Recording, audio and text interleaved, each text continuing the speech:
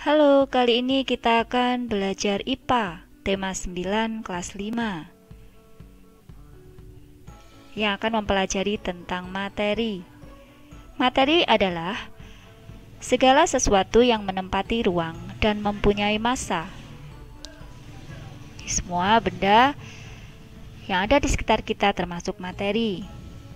Air, udara, pohon, meja, semuanya.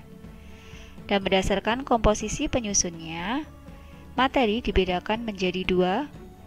Jika terdiri dari satu zat, disebut zat tunggal. Jika terdiri dari banyak zat, maka disebut campuran. Zat tunggal dibedakan menjadi unsur dan senyawa. Zat tunggal yang berupa unsur itu ada unsur logam, contohnya besi, emas, nikel, timah, dan lain-lain. Sedangkan unsur non-logam, contohnya biasanya berupa gas, oksigen, hidrogen, natrium, dan lain-lain. Zat tunggal itu juga selain unsur bisa berupa senyawa. Senyawa adalah gabungan dari beberapa unsur. Contohnya air. Air atau H2O, ini adalah rumus kimia dari air. Jadi air itu terbentuk dari unsur hidrogen dan unsur oksigen. Contoh berikutnya adalah garam. Rumus kimianya adalah NaCl. Jadi garam ini adalah senyawa yang merupakan gabungan dari unsur natrium dan unsur klorida. Selain zat tunggal, materi itu juga bisa berbentuk campuran. Kalau terdiri dari beberapa zat, namanya campuran. Kalau zat-zatnya yang bercampur itu tidak bisa dibedakan lagi, disebut campuran homogen atau larutan. Contohnya air garam, sirup, udara, dan lain-lain. Kita tidak bisa membedakan pada larutan air garam yang merupakan campuran dari air dan garam. Kalau sudah terlarut, sudah tercampur, kita tidak bisa lagi membedakan yang mana airnya, yang mana garamnya. Sudah terlarut jadi satu, terlarut sempurna. Sedangkan jika dua zat atau lebih itu kita campurkan, itu kita masih bisa membedakan zat-zat pencampurnya. Nah, itu disebut campuran heterogen. Contohnya campuran air dan kopi, campuran air dan pasir. Jadi air kita campur dengan kopi, itu kita masih bisa membedakan. Walaupun kita aduk lama, masih bisa dibedakan. Airnya yang mana, yang lebih bening ya. Ada endapan yang di dasarnya itu adalah kopi, blended tea ya kalau bahasa Jawanya. Jadi tidak bisa tercampur sempurna, itulah campuran heterogen. Jadi sekali lagi, berdasarkan komposisi penyusunnya, materi itu bisa berupa zat tunggal, bisa berupa campuran. Zat tunggal itu bisa berupa unsur, bisa berupa senyawa. Campuran bisa berupa campuran homogen, bisa berupa campuran heterogen. Zat tunggal adalah zat yang terdiri atas materi yang sejenis. Zat tunggal bisa berupa unsur, yaitu zat kimia yang tidak dapat dibagi lagi menjadi zat yang lebih sederhana. Contohnya tadi oksigen. Oksigen sudah tidak bisa kita pecah lagi menjadi zat yang lebih kecil, itu sudah tidak bisa. Sedangkan senyawa itu adalah zat tunggal yang terbentuk dari beberapa unsur, gabungan dari unsur-unsur. Ini bisa kita pecah menjadi unsur-unsur. Macam tadi air kita pecah menjadi unsur hidrogen dan unsur oksigen. Sedangkan campuran homogen atau larutan, nama lainnya adalah larutan.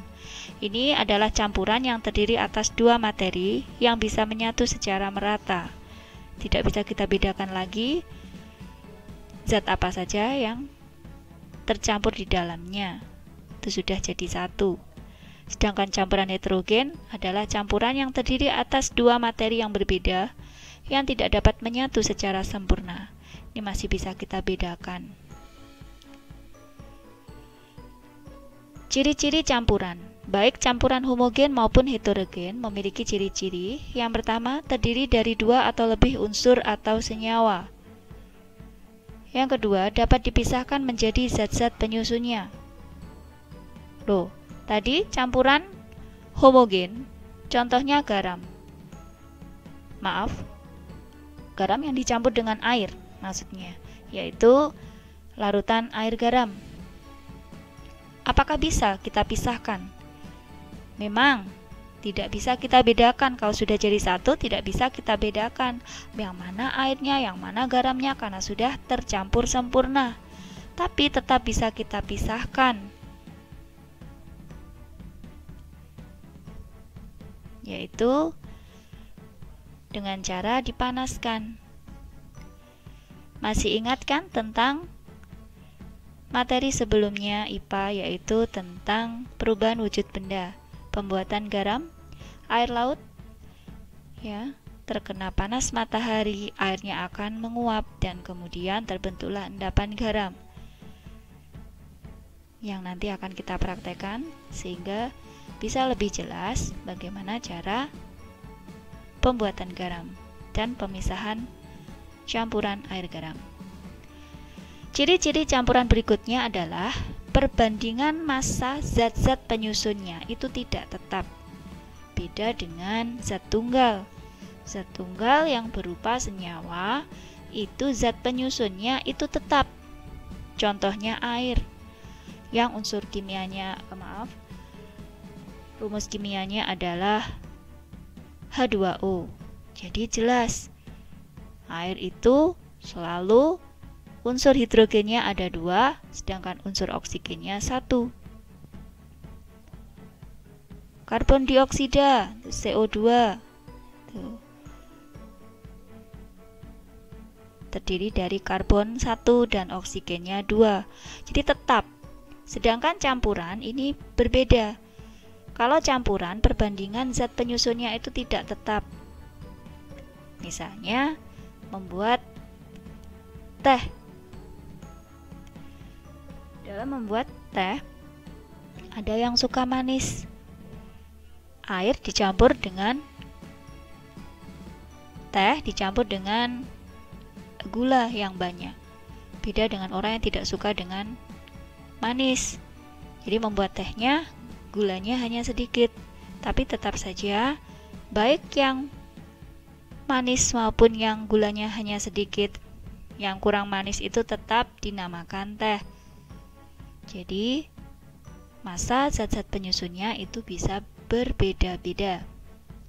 Ciri yang berikutnya adalah sifat campuran sama dengan sifat zat-zat penyusunnya. Nah, sekarang contoh dalam kehidupan sehari-hari, benda-benda yang ada di sekitar kita. Kita coba masukkan, termasuk zat tunggal, apakah termasuk campuran? Yang pertama adalah segelas teh manis. Segelas teh manis ini merupakan campuran homogen. Teh manis itu terdiri dari air, gula, dan teh. Kenapa termasuk campuran homogen? Karena kalau air, gula, dan teh sudah dicampur, kita sudah tidak bisa membedakan yang mana bagian airnya, yang mana gulanya, yang mana tehnya, karena sudah tercampur sempurna. Berikutnya segelas kopi. Kira-kira kopi ini termasuk apa ya? Betul. Segelas kopi ini termasuk campuran heterogen. Kopi itu terdiri dari air, gula, dan bubuk kopi. Kalau kita campurkan itu masih terlihat kopinya, terlihat airnya, maka termasuk campuran heterogen. Berikutnya kawat tembaga. Kawat tembaga ini adalah unsur, sehingga termasuk zat tunggal karena merupakan logam. Air sirup ini termasuk campuran homogen. Kenapa campuran homogen? Air sirup yang terdiri dari air, gula, dan sari buah. Ini jika kita campurkan, kita tidak bisa membedakan lagi yang mana sari buahnya, yang mana gulanya. Berikutnya perak. Perak ini juga logam, sehingga termasuk unsur zat tunggal.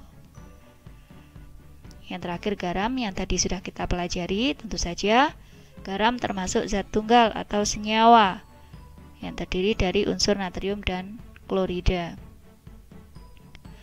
Demikian anak-anak, kali ini penjelasan dari Bu Christine. Nanti kita lanjutkan dengan praktek.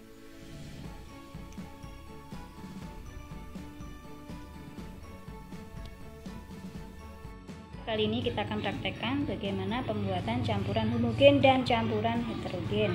Alat dan bahan yang kita butuhkan ada gelas, sendok, botol air, kemudian ini ada garam dan pasir secukupnya. Dan tentu saja nanti lilin ini kita gunakan untuk pembuatan garam. Yang pertama kita akan mencoba dulu mencampurkan antara garam dengan air. Ya, kita tuangkan ke dalam salah satu gelas. Garam kita campurkan dengan air secukupnya. Lalu kita aduk.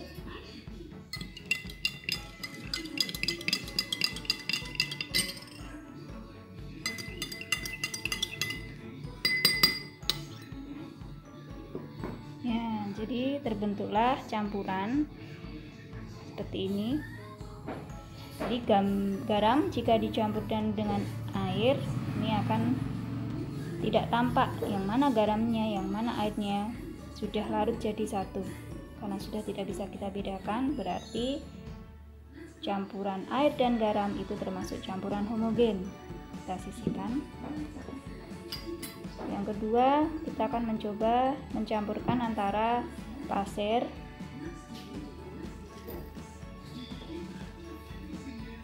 dengan air. Kita campur. Apa yang akan terjadi? Kita aduk. Walaupun kita aduk lama, nanti masih akan terlihat ya air, dan ini di bawahnya ada endapannya pasir ini ya. Jika masih terlihat bedanya mana airnya mana pasirnya, maka campuran pasir dan air itu termasuk campuran heterogen. Selanjutnya kita akan mencoba memisahkan antara air dan garam. Ini ada di bab sebelumnya, materi sebelumnya, yaitu tentang perubahan wujud benda, pembuatan garam. Jadi larutan garam tadi, larutan air garam ini nanti kita ambil sedikit ya, kira-kira 1 sendok saja. Sebelum itu kita hidupkan, kita nyalakan lilin.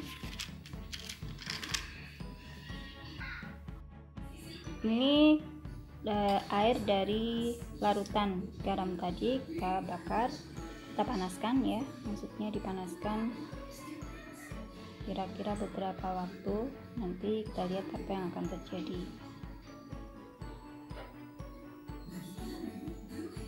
Ini setelah beberapa lama airnya mendidih dan terlihat di dasar sendok nanti ada putih-putihnya, ada endapan putih.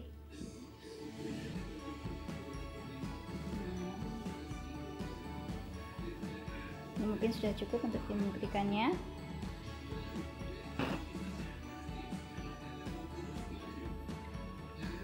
Ya, setelah kita panaskan beberapa saat, tadi terlihat endapan putih-putih di sini Dan tentu saja ini adalah garam. Kalau kita rasakan, ini rasanya asin, membuktikan kalau ini adalah garam.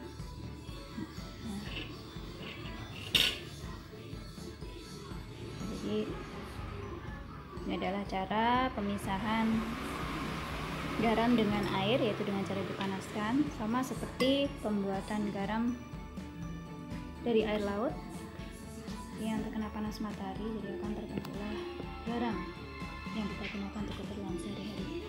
Demikian praktek kita hari ini, semoga anak-anak semakin paham tentang materi dan selamat belajar.